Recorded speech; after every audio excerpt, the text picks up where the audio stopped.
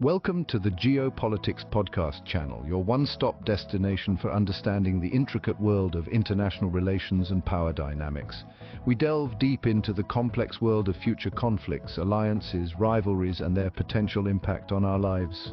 Our mission is to make geopolitics accessible and engaging, allowing you to see the world beyond the headlines. In today's episode, we'll navigate the ever-shifting sands of the Middle East, a region that serves as a chessboard for global powers. We'll explore the fascinating alliances, the shared threats, and the underlying tensions that are shaping the future of this region. So sit back, relax, and let's dive into the intriguing world of Middle Eastern politics. Stay tuned! Ever wonder why the Middle East, a region known for its complex geopolitics, is witnessing an unprecedented coordination between the US, Israel, and Arab nations against Iran? This chessboard of Middle Eastern politics is now more intricate than ever.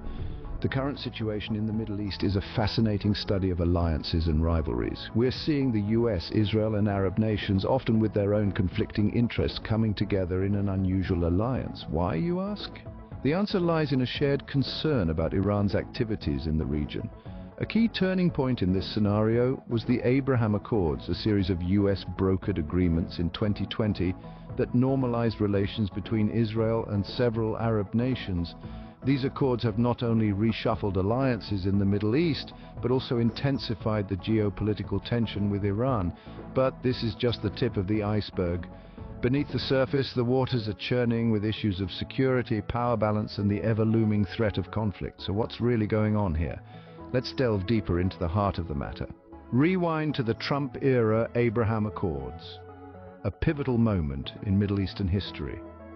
This piece of diplomacy, often referred to as a game-changer, was a testament to the changing face of alliances in the region. It was more than just a series of peace treaties. It was a calculated move, a strategic positioning of key players on the Middle Eastern chessboard. The Abraham Accords, signed in 2020, marked the normalization of relationships between Israel and several Arab nations, including the United Arab Emirates and Bahrain. For decades, these nations had been at loggerheads, but suddenly they found a common ground. But why, you might ask? What could possibly bring these historically opposed nations together? The answer lies to the east, in the Islamic Republic of Iran. Iran's activities in the Middle East, particularly its nuclear aspirations and support for proxy militias, have been a cause for concern for both Israel and the Arab states. As the saying goes, the enemy of my enemy is my friend, and in this case, the shared perceived threat of Iran served as the catalyst for these unlikely alliances. The Abraham Accords also opened up new avenues for security and economic cooperation. For example, in 2022, Israel and Bahrain signed a security cooperation agreement, a first of its kind. This agreement, which covers intelligence and military collaboration, is a clear demonstration of the deepening ties between these nations. But it doesn't stop there. The Biden administration, recognizing the strategic importance of these alliances, has pledged to deepen Israel's relationship with the US and the region. This focus on Arab-Israeli normalization has, however, sparked frustration among Palestinian officials, highlighting the complexity of Middle Eastern politics. The Abraham Accords, therefore, set the stage for a new era of cooperation, but with a common perceived adversary, Iran. Now let's shift our focus to these Iranian drones that have been causing quite a stir. These unmanned vehicles, silently soaring through the sky, are not merely a threat to Israel, but to the entire region. The Iranian drones, also known as unmanned aerial vehicles or UAVs, have been a cause for alarm among Middle Eastern countries. Why, you may ask? Well, these drones, disguised as innocuous flying machines, are capable of carrying out surveillance and even launching attacks, potentially causing significant damage. The issue is not merely their existence, but their frequency and their increasing sophistication. Iran's drone program has been steadily evolving, and these UAVs are now capable of long-range operations, posing a threat not just within the region but globally. So how are we dealing with this modern menace? Well, through a combination of technology and cooperation. Israel, for example, has developed advanced anti-missile defense systems like the Iron Dome. These systems have been successful in intercepting and neutralizing these airborne threats, The United States, on the other hand, has been sharing intelligence and providing technological support to its allies in the region. But it's not just a one or two nation job. The Abraham Accords, signed in 2020, have fostered a sense of unity among Middle Eastern countries. This unity has led to increased sharing of intelligence, strategic cooperation, and a collective effort to counter the drone threat. Yet a conundrum persists. Why can we effectively neutralize these drones over Israel, but we seem to falter when it comes to Ukraine? This question is a testament to the complex nature of geopolitics and the intricacies of modern warfare. The question then arises, why can we shoot down Iranian drones over Israel but not Ukraine? The situation in Ukraine, although miles away, is intertwined with the Middle Eastern narrative. We need to understand that the Ukrainian crisis is not an isolated event. In fact, it's a piece of the larger geopolitical puzzle, one that has deep ties to the Middle East. You see, the world of politics isn't a simple game of checkers, it's more like a 3D game of chess with multiple layers and dimensions all playing out simultaneously. Ukraine finds itself in a delicate position, caught in the crossfire of geopolitical power play. On one hand, it's dealing with Russia, a nation with significant political and military influence. On the other, it's navigating its relationships with Western nations, including the United States, that are keenly interested in the region's stability. Now, you might ask, why can't we employ the same measures used against Iranian drones in Israel to combat threats in Ukraine? The answer isn't straightforward. The capabilities to neutralize drone threats, as seen in Israel, require a high level of technical prowess and military sophistication. This anti-drone technology, while available, isn't universally accessible or applicable. Furthermore, the political landscape in Ukraine differs greatly from that in the Middle East. The complex network of alliances, rivalries, and treaties in the Middle East allows for a more coordinated response against shared threats, like those posed by Iran. In contrast, the political terrain in Ukraine is more fragmented, making a unified front more challenging.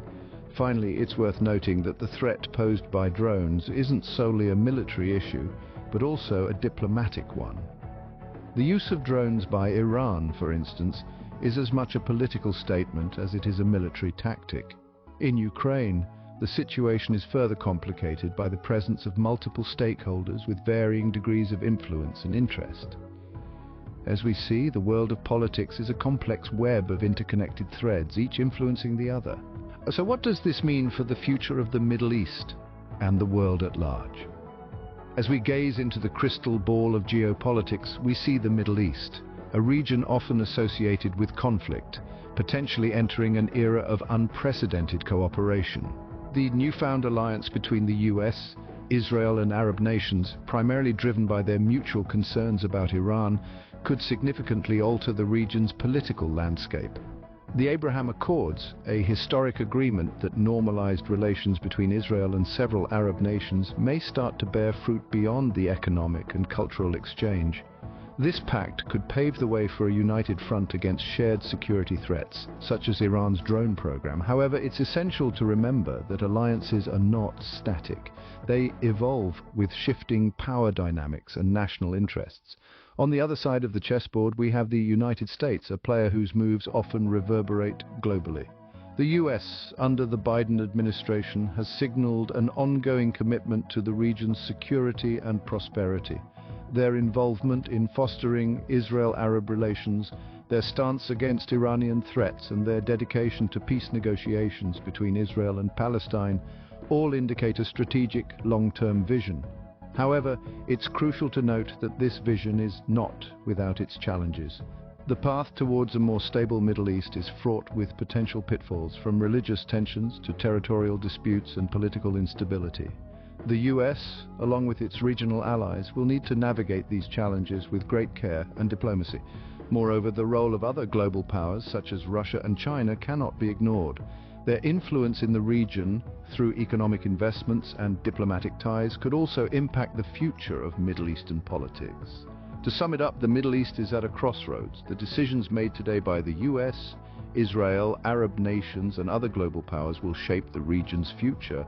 The hope is that these decisions will lead to a Middle East that is more peaceful, stable, and prosperous.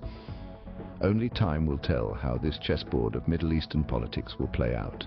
As we pivot our attention from the complexities of Middle Eastern politics, we find another crucial piece of the geopolitical puzzle: Narendra Modi's third term as India's Prime Minister. Modi's leadership has been a defining factor in the trajectory of India-China relations. His first two terms saw a mix of cooperation and tension, with high-profile summits with Chinese leaders interspersed with border skirmishes in the Himalayas. Modi's assertive foreign policy stance and his commitment to neighborhood first policy have marked a significant shift in India's approach towards its relations with China. Now, as Modi embarks on his third term, the stakes are higher than ever. The ongoing border tensions between India and China, exacerbated by the deadly Galwan Valley incident in 2020, have pushed the relationship to a tipping point.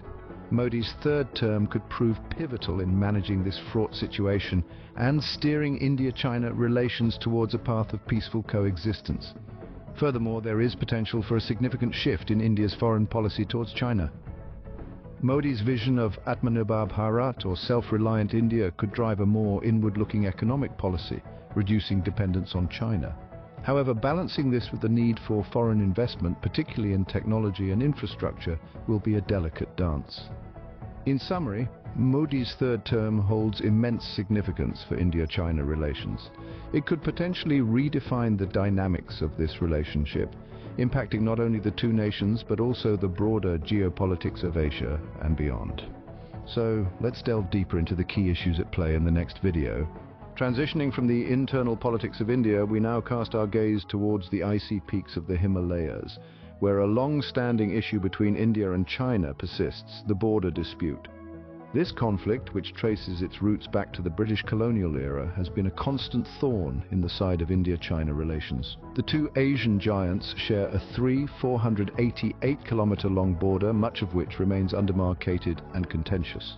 Over the years, this has led to several border skirmishes, the most recent being the Galwan Valley incident in 2020, which resulted in casualties on both sides and sent shockwaves through the diplomatic corridors of both nations. Under Modi's government, India has maintained a firm stance on the border dispute. The administration has bolstered infrastructure along the border, a move that has been met with resistance from China. The government's assertive stance on the issue is part of a broader shift in India's foreign policy under Modi, moving from a historically passive approach to a more proactive one. Despite the tensions, both nations have displayed a shared commitment to resolving the dispute peacefully. Multiple rounds of diplomatic and military talks have been held with the aim of disengagement and de-escalation. However, progress has been slow and the issue remains unresolved. The border dispute is a complex and sensitive issue that continues to cast a long shadow over India-China relations.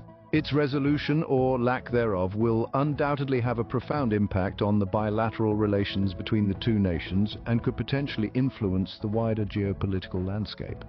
As we continue to monitor this situation, it remains to be seen how Modi's third term will navigate this lingering issue.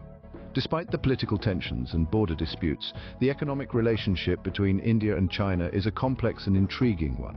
These two Asian giants, with their burgeoning economies, share a deep and intertwined economic connection. China, being the world's second-largest economy, has been a significant trade partner for India.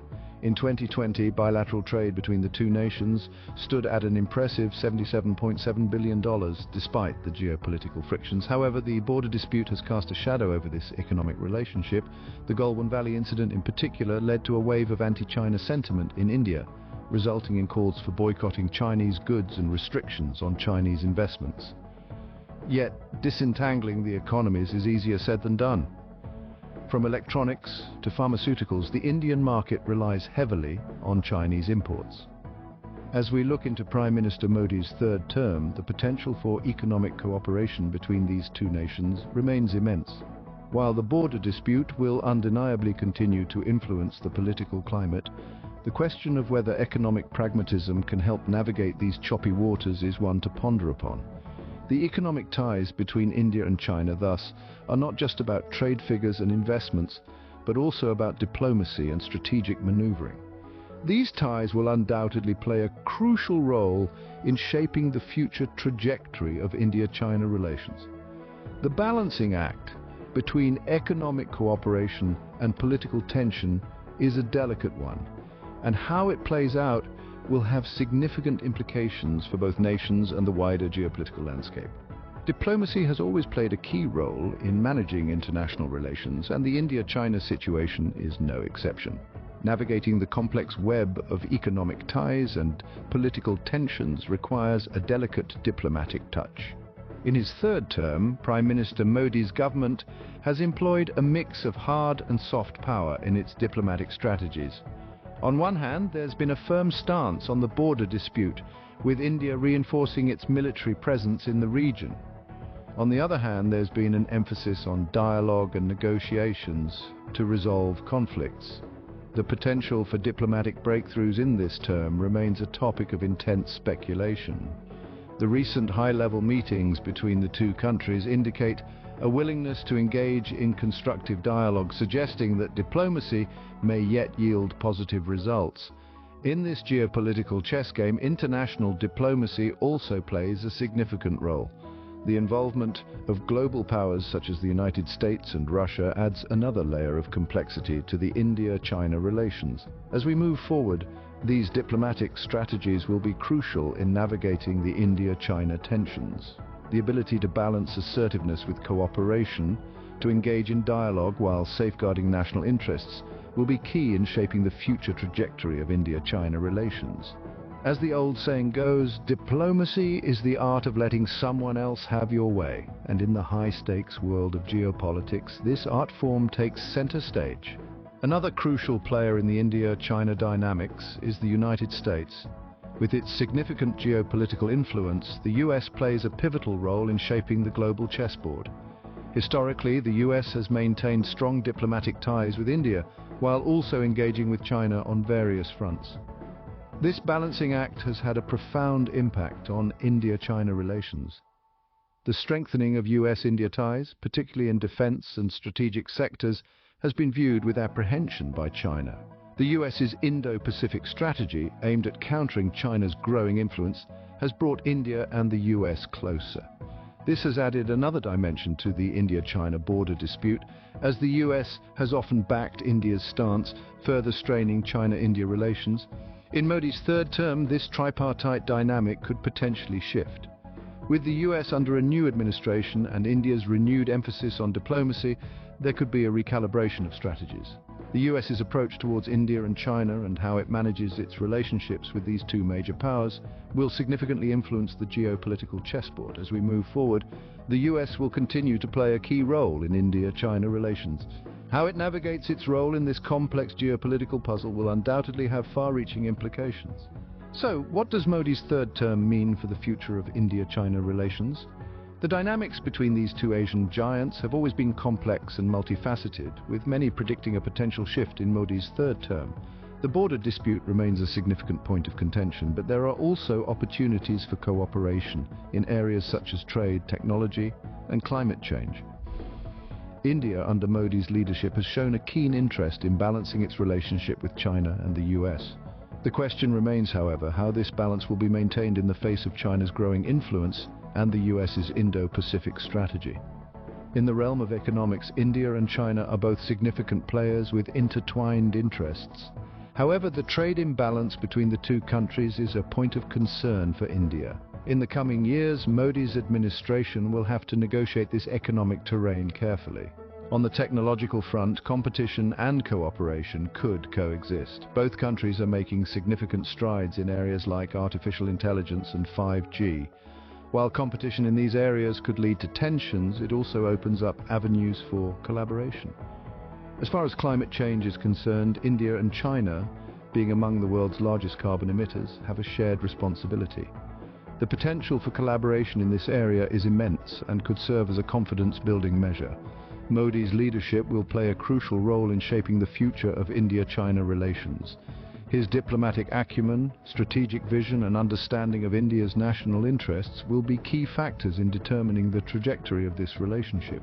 Only time will tell how India-China relations will evolve. But one thing is certain: the decisions made in the coming years will have far-reaching implications, not just for these two countries, but for the entire geopolitical chessboard. Our deep dive into the labyrinth of global politics brings us to the end of this enlightening journey. We've uncovered the intricacies of Middle Eastern politics, detailed the groundbreaking Abraham Accords, and shared the looming threat of Iranian drones. We have unraveled the mystery behind the Ukrainian connection and speculated on the future of political landscapes in the Middle East. Furthermore, we dove into the contentious India-China relations under Modi's third term, shedding light on the role of the US and pondering over the future of these complex ties. As we see, the implications of these geopolitical puzzles extend far beyond the borders of the nations directly involved. Staying informed is key as political landscapes shift, new alliances form, and old ones dissolve. An understanding of the underlying motivations can help us make sense of the headlines that dominate our world. If you found this global analysis intriguing and wish to keep abreast of such crucial issues, do subscribe to our channel. Don't forget to hit that like button on this video and share your thoughts in the comments section. Stay tuned for more such geopolitical insights. Next time, keep questioning, stay informed, and keep learning.